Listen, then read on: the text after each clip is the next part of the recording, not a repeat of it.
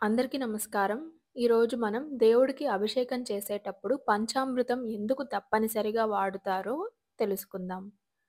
పంచామృతం అంటే 5 పవిత్ర పదార్థాల కలయిక. అంటే పాలు, పెరుగు, తేనె, నెయ్యి, పంచదార. ఇందులో ప్రతి పదార్థం ఒక ప్రత్యేక దైవ శక్తిని సూచిస్తుంది. పాలు పవిత్రతను, మాతృత్వాన్ని సూచిస్తాయి. పాలు దేవుడి శుద్ధ స్వరూపాన్ని సూచిస్తుంది. ఇది శరీరం, మనసుకు శాంతినిస్తుంది.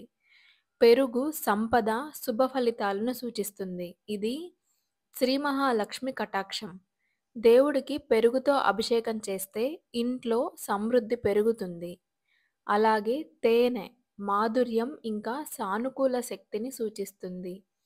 తేనె ద్వారా మన జీవితంలో కఠినతలు తొలగి మాధుర్యం పెరుగుతుందని శాస్త్రాలు చెబుతున్నాయి. ఇక నాలుగవది నెయ్యి. ఇది ఆయుష్షుని సూచిస్తుంది.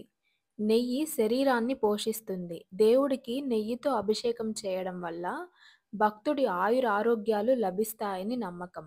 ఇక ఐదవది పంచదార. ఇది శుభాన్ని సూచిస్తుంది. పంచదార మనలోని కఠినతలను కరిగించి మనస్సును శాంతింపజేస్తుంది.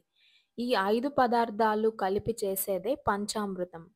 దేవుడికి చేసే అత్యంత పవిత్రమైన అభిషేకాలలో ఒకటని శాస్త్రాలు చెబుతున్నాయి.